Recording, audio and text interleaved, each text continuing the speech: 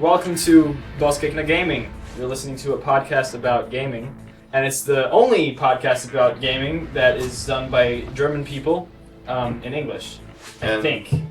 I do believe so, unless you want to count the shitty GameStar translations. Oh yeah, well. Yeah, well, whatever. I think we might have to edit that one out. Yeah, it's alright. Anyway. They have a sense of humor. Okay. We're just some average blokes trying to get our opinions across, because it seems like, well, you can't really trust any other gaming source right now, because everyone is a shill who sells out to the guys stating out advertisements. I'm sorry, I'm just a bit frustrated about it. Well, introduce yourself, Sam. My name is Sam. On YouTube and around the web, I'm known as Poltergeist, so that's the name I shall adopt for this blog. I'm a gamer who looks more toward the storytelling and the cinematic design of a game, I suppose.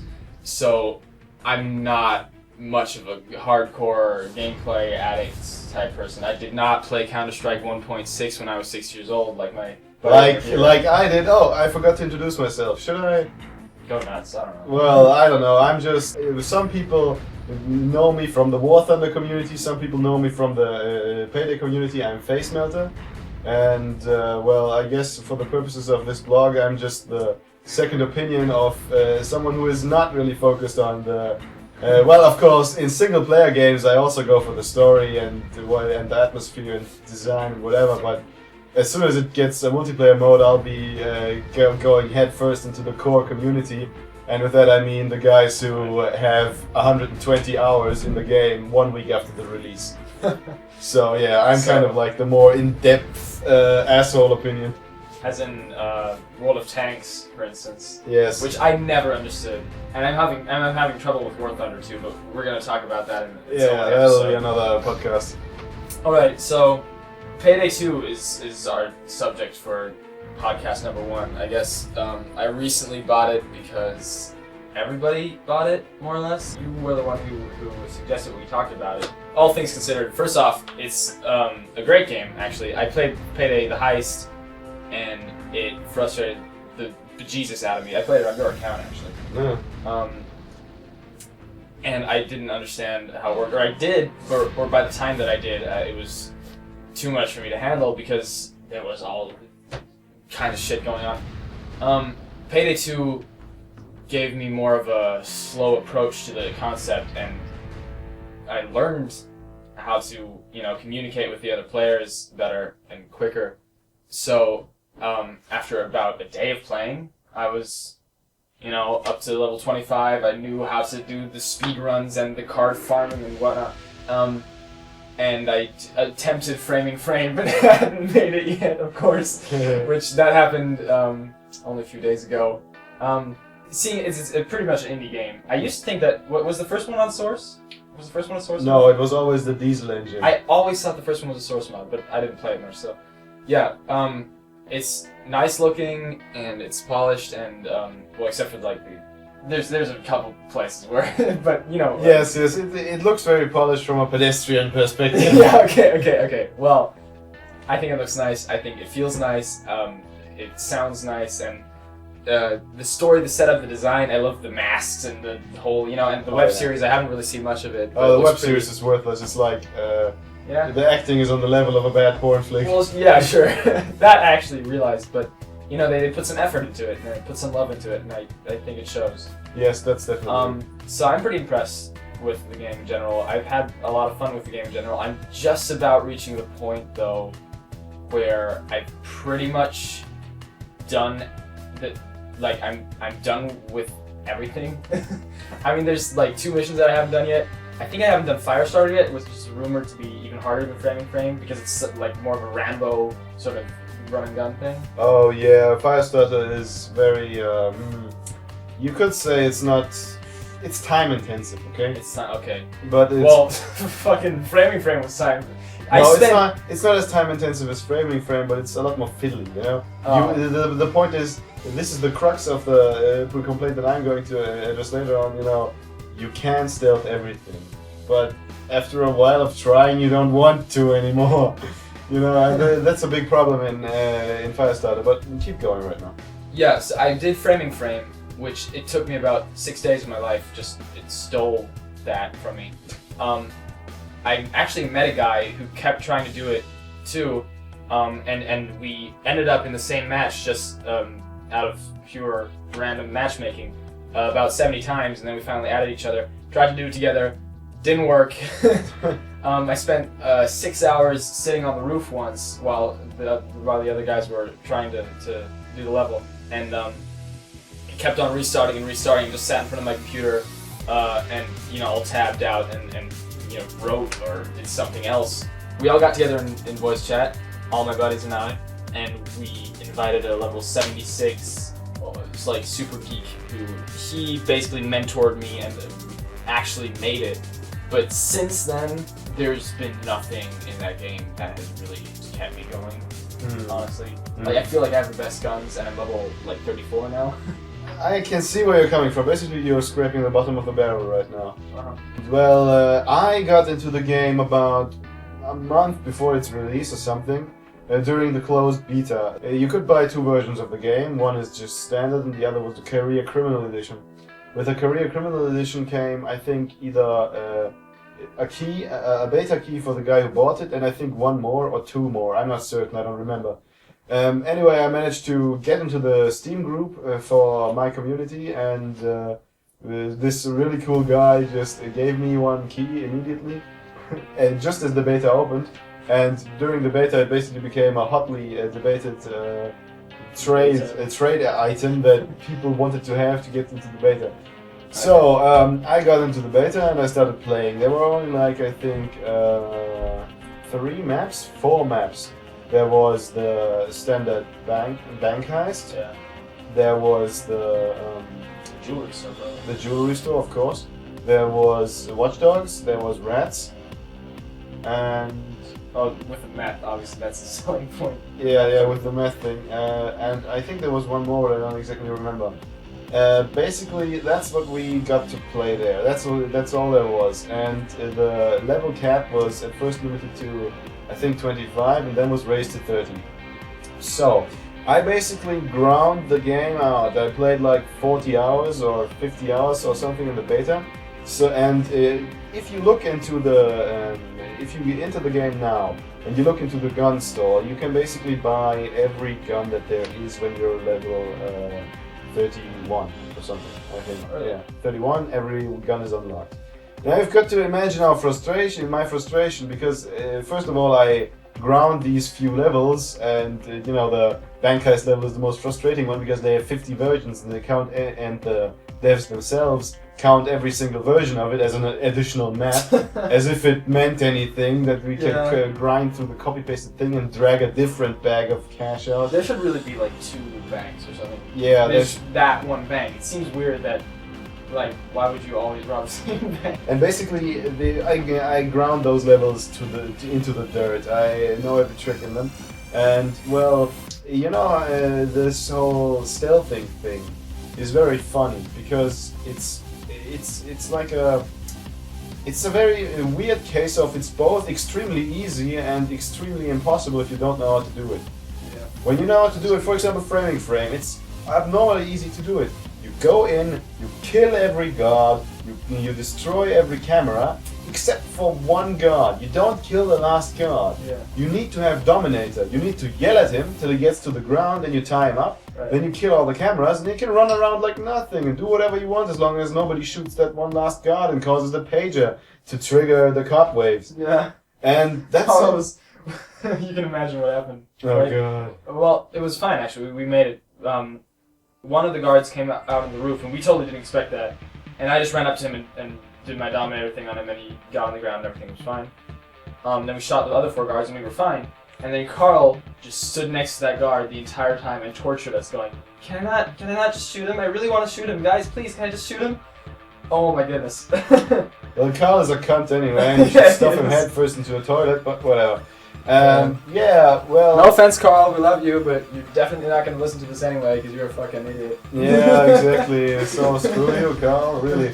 No, well, the thing I'm getting at is, this is coming from a core player, okay? I have about, I think, another 50 hours, okay? In total, about 100, maybe more hours in this game. And this is a $30 game or Euro game, whatever. And you gotta be honest with yourself. It doesn't have the kind of content that it does have the kind of content that you expect from a $30 game, but it doesn't have the content that you expect from a $60 game, which is a problem because it looks like one, Yeah, it looks. That's true. It has the looks and the feel. It feels extremely AAA, That's what I meant. It's polished. It's really polished. It feels extremely AAA. So you start playing and you think there's gotta be more than this because I paid money and this isn't a free-to-play piece of shit. So and then you run headlong into the wall of this is as much content as there is, because it's really not much. There's these handful of maps that I've mentioned, those that were in the beta. Then they added like 3 more. And the frustration in the beta, the beta prepared me for it, but I didn't want it to be true, because in the beta we were like, oh look, there's only guns till level 31. This obviously means that they've removed the guns that are beyond level 31, that's what I thought too. And there's lots of more guns and more shit to unlock till level 100. I was like, yeah, they definitely removed it just so we can't see it in the beta, or just so that the ludicrous amounts of cheaters playing this game don't unlock it in the beta and go completely nuts. And then came the full game and it was like, no, actually this is it. This is everything you're ever going to get.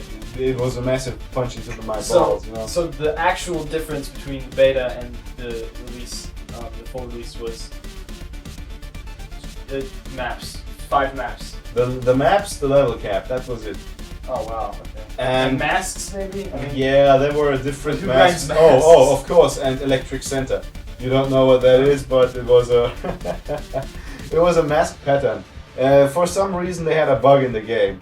Apparently, I don't know exactly what. I've never really read up onto it, but I know what it did.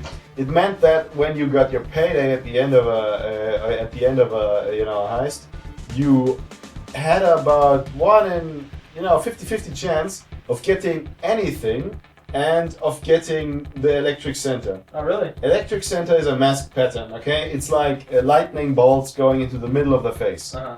And it was, you basically dropped it once every 2 heists, It was ridiculous. It plagued everyone. It became a running gag that, I even have a comic that was made, during the beta, where everyone was getting this fucking thing about how you could, do anything and get it anyway. It was a massive joke. In the end, they managed to fix it, So they just, so I'm not exactly certain how they fixed it, but it's infamous now. So if you get that thing, you're going to have the most, I personally prize it. If I'm going to get it, I'm going to use it on, I don't know. What they should have done, which would have been pretty sovereign, is they just take it out completely, and then whoever still has it from that time when it was in the beta. Oh no, everything that it would have been like the Halo in T4, sort of like it's a hat that you can't get anymore. Yeah, sure. I understand. Electric Center now is like. I understand what you mean, but the problem is that this is another thing that made everyone angry. Of course, all the content you had in the beta was wiped. You didn't get anything. Of course. Your levels too? Yes, everything. Your levels. You got kicked back to the level 0. I suppose it makes sense, but it made sense in the sense of fairness to the new players or the hordes of people who aren't this core audience that I'm supposed to represent. But it was very annoying for the core guys because then you had to grind the thing. Beta. I joined in and everybody was level 100 anyway. When I was 4 weeks late. Of course. And everybody, Yeah, it didn't make any difference, especially because the first 30 levels pass in a breeze anyway. Yeah. And then you kind of hit the wall of massively scaling XP. Mm-hmm. And this is another thing. Right now about this beta wipe. During the beta, the progress was wiped like thrice or 4 times anyway. Mm-hmm. It was like they revamped the whole XP system.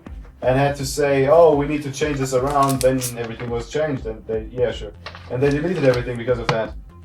The idea here is though, right now they're doing the exact same thing, but since there's 10,000 guys playing this game right now, you can't exactly kill all their progress. And well, as someone who regularly chats directly with this what is his name? David Gold something. He's a lead designer of the game. He's on Twitter, and I basically keep writing directly to him, giving gameplay ideas or how you could improve it. Oh, did you send him the Western thing? The what? You should plug the Western idea. The what? The Wild West. Of course. Yeah, I should, but well, that's a long time away. The problem right now is sort of like everything is getting changed. The XP system is revamped, the money system is revamped. For example, during the beta, right now, to illustrate the point before I make it, right now when you play a match and get to the payday, you're going to get about 1/5 of the money that you get to your, how do you call it, offshore account? Yeah, offshore. Yeah, as spending money, about 1/5 of it, like about 20% or something. Yeah. Right, in the beta it was 5%. It was, well, that seems, I mean, because spending money right now is just ludicrously high. Like, you do frame and frame once, you set for life. Yeah. That's the thing. One problem in the core audience,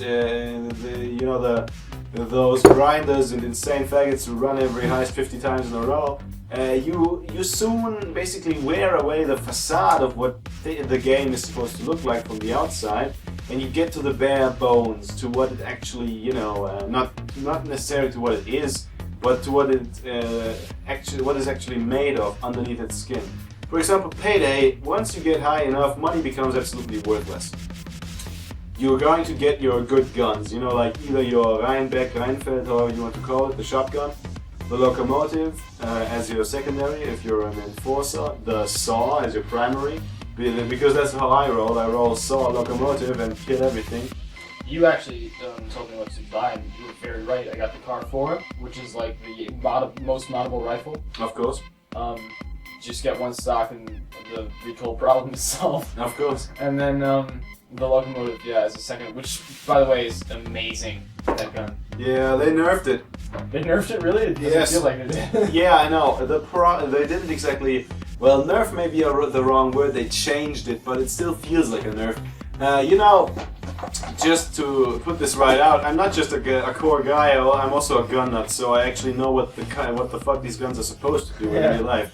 If you would have the Rheinbeck or the Mosconi, I always call it the Macaroni, you could basically shoot at the exact same ranges that the Car 4 or whatever can shoot at. Because they're long barrel shotguns, the cloud of shot that they shoot wouldn't disperse far bigger than about the size of a human head at something like 100 yards or something. Oh, okay. It's not a problem. You can easily hit someone with that. The point is just that they had to turn, and in the beta and for a long time in the full game, they were a lot like that, You could actually more or less snipe with these shotguns simply because they model it halfway realistically. Because in an urban engagement, a shotgun is better than an assault rifle. Yeah, sure. It just is that way. Because it's tight. Yeah, and you get like, you can blast someone not clear across the room, but you can definitely knock it through his feet with that stuff. Even if he's wearing a bulletproof vest and it doesn't penetrate. Yeah, and well, let's just say they had to change that to make it more like Call of Duty shotguns that become ineffective after 5 meters or something. Yeah. The Rheinbeck is still okay. The Mosconi still kept most of its long-range punch, but that got nerfed too. And the locomotive got hit the hardest because it's a short barrel piece of shit of a shotgun. Yeah. But, well, with the right enforcer skills, you're still a massive close combat powerhouse. Yeah, that's true. Where was I? Skills? Yeah, right. You're going to be leveled out very soon. You're going to get the good guns. As I said, the shotguns reigned supreme until not too long ago, and now the assault rifles became a bit more viable. But you're going to have your good guns, the ones that you're going to use. If you're an enforcer, you buy the shotguns and you're done. And if you just keep going from then on, it's only getting the cards, Gun mods, masks, mask patterns, and well, that's about it. Just so you grind jewelry store. Yeah, that was a thing. In a patch, I think it was after patch 5 or so. It just it basically turned into what the beta had turned into, you know? In the beta, you got till level 30, okay? Then you were limited to all the guns that were there. You just couldn't buy anything else. And the quintessential gameplay element became, you already have all the good guns. What you're going to do now is run jewelry store, one after the other, just run it. So you get the paydays faster, because the paydays are all that matters in the end. Yeah. You get cool new masks, you get mods for them, you can make them look really fancy. You get upgrades for your guns that can make your Rhinebeck even more ridiculously face blasting. And that's all it turned out to be. And you know, the bad thing in the beta was it rid, the longer levels, it rid watchdogs and it rid rats of their, right to exist. It made them useless because they only provided loads of money, but you had to invest 3 missions. Well, sure, they only provide loads of money, but it's also fun. Of course, yes. I love. The first time I did rats happened to be with a level 100 guy who said, "You guys just fucking don't move." And what he did, of course, was he grabbed the meth. You cooked the meth in the first round. Second round is day 2 was we brought the meth to these street gang guys. Yeah. He tossed the meth in the car. He went upstairs to get the information on the cash or whatever. And he said, "Everybody follow me. Okay, now everybody grab a bag and shoot one gangster and run to the car." And that's what we did. And it was hilarious. Yeah, of course. And it was fun. And I think that's sort of more the idea behind those, because I feel like they put in Jewelry Store the way it is on purpose, right? So you can grind it and get the cards. I mean, they say this is a smash and grab type job, right? Yeah, but only on easy mode. Well, on the easy mode, all you want is the cards. So they gave you a way to easily get the cards, because that's what you're going to do once you have the weapons that you want. But also there's just the nice sort of like, because I'm a story kind of guy, and I like the it's an evil. Oh god. Oh yeah, the setting. The way the execution of like the more story-based missions like Rats and Watchdogs and stuff. Framing Fame I think is pretty cool, but Rats takes the cake because of you can just steal the goddamn meth back. It's just it's fun to just be a crook and be an anti-hero. It's just it's one of the cheekiest moments that I've ever had in gaming. It's just beautifully dickish, but yeah, I get what you're saying. There's definitely gameplay and, let's say, story value to those missions, to the ones that you can't exactly grind and power through. But I'm trying to see this from an incentivation viewpoint, You need to make your players want to play these maps, not just for the sake of playing these maps. Yeah. You need to make it even pay off for the hardcore bastards who don't exactly care about all your carefully constructed story and beautiful design and whatever. Well, no. Carefully constructed, it might be a little. Yeah, okay, it's a little bit rudimentary, but it's okay. You could say it's nice, yeah. It's sometimes even better than the average. It's better than the end of Mass Effect 3. Yeah. Look, Cancer is better than the end of Mass Effect 3. Actually, well. Yeah, of course. I don't know. Let's not get into the end of Mass Effect 3 debate. Oh god. But yeah, I get what you're getting at. Yeah. What I mean is, they're trying to make it more viable. And well, the interesting part was that I think I remember the first time they tried to make it so. They nerfed the money income on the jewelry store thing or whatever. Well, that wasn't the point, though. Yes, of course. It went completely into the blue because they completely aimed for the wrong target. Yeah, what they should have done is, like what I thought they would do, because you get the same cards each payday, no matter what mission you did. Why didn't they just say, like, okay, you can grind jewelry store, but all you're gonna get is mostly like cash bonus, experience bonus, like shitty cards. Yeah, because they can. I think they didn't do that because they knew what would happen if they would do it. Because then, then people like me would look and they would see that in order to get a good mask, I'm going to have to slog through 3 days of Rats, which is fun when you do it once or twice. But if you do it 50 times in a row, there's a reason that the people ground jewelry store because there was nothing to it. You could do it in 20 seconds if you were good. You know, that's interesting. Jewelry store You is... don't even have to be vegetarian. Yeah, well, you have to have a brain and be mobile, but that's all Yeah, it is. exactly. You know, the You thing have to have is... a brain in 2 hands. Yeah, well, And eyes, I guess. the joke was that there's 2 versions of this, jewelry store around, you know? There's jewelry store and there's Ukrainian job. Oh yeah, I haven't done Ukrainian job. Ukrainian job is the same map, except there's supposed to be a tiara somewhere. And you're supposed to... right. And you're supposed to either steal it. I think you steal it. You can also wreck it. I think, but I don't play as technician, which is the class that makes this level viable. When By the way, is also the class that nobody plays at that. Which no, actually that isn't true. Really, I have not like. Back in the not too long ago, I think 2 weeks ago, the technician was the most hunted for class ever. Really? Because they have C4. Oh right. Okay, And C4 is ridiculously well. You have to stuff a couple of points into the tree to get to it, but once you have it, it's just ridiculously awesome. You just run into you could just run into the Ukrainian job store, have 3 guys in the main room holding down the civilians, maybe 1 outside killing the guys at the hot dog stand, and then the guy with the with the technician skill set would slap a couple of explosives onto one of the safes, blow it open, and if there wasn't anything in there, he'd go to the next one and blow that one open too. Then you'd have the tiara in perhaps less time than actual jewelry store easy, and then you'd run. You'd make it out of there and it would be done. And that it actually paid off well because Ukrainian store is arbitrarily higher level than Ukrainian job is arbitrarily higher level than and then well. Here's an interesting thing.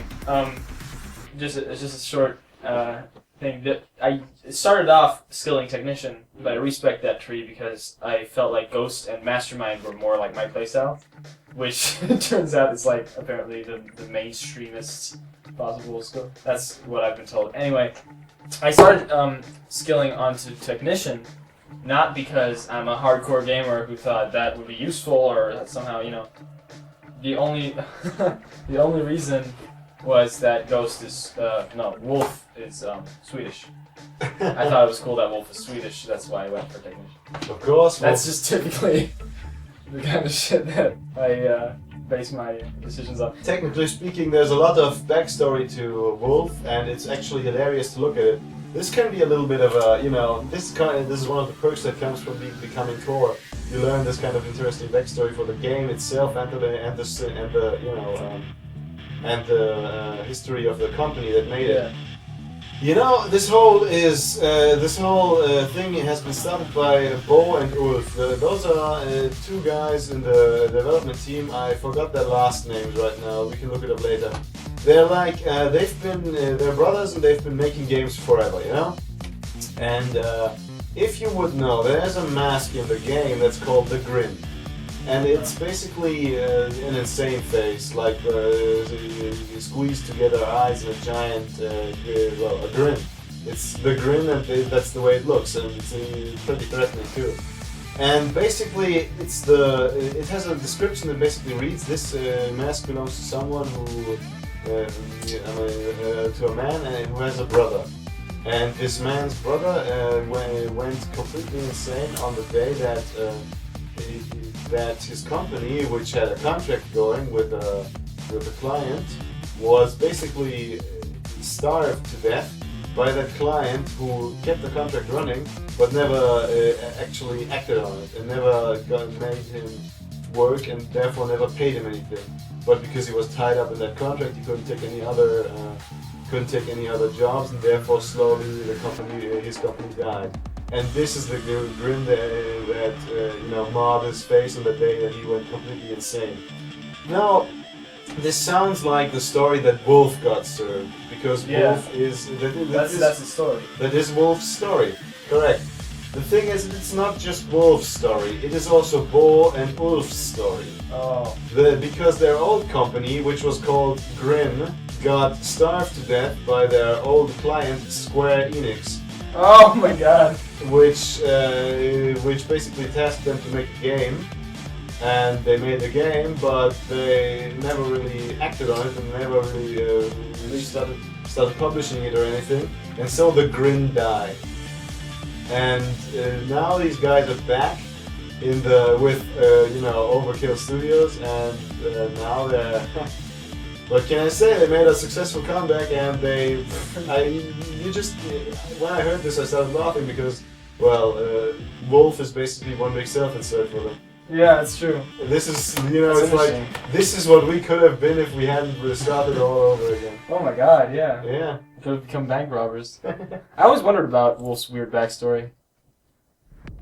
Well, okay, so... Oh, he's also Wolf, voiced by Ulf, Well, yeah, it's same. I mean, Wolf. Yeah, but Ulf means wolf in Swedish. I thought so. Okay, so I think verdict time. We're at the half hour mark. We're over the half hour mark. I think a half hour is pretty good. Yeah, well, the verdict. What can I say? It's well constructed, and you could say that the base is all right.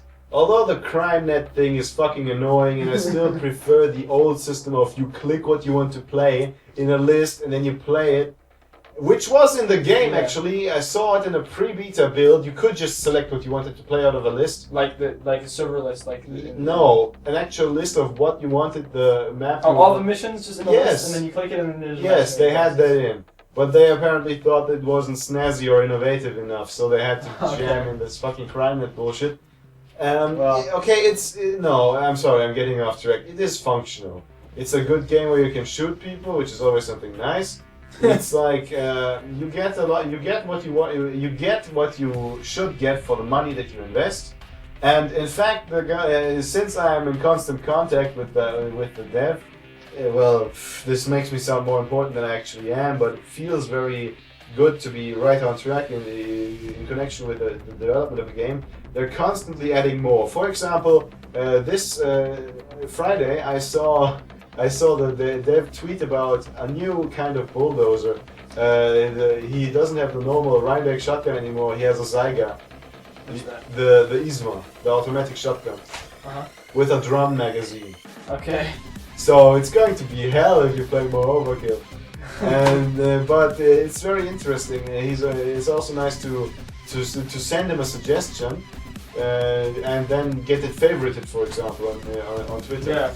And that just feels great. Do you want to plug the Western thing before we? No.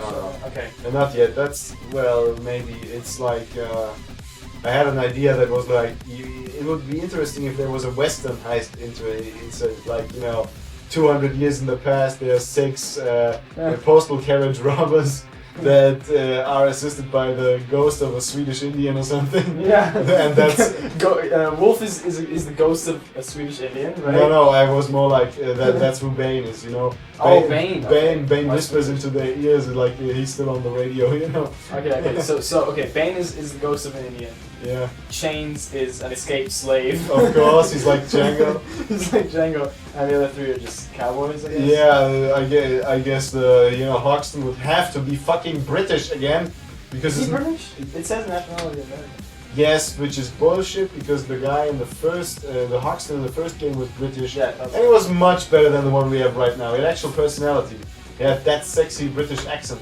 Okay, cool. And then he would be like. Maybe he would wear a top hat or something and constantly run around in a black and white suit.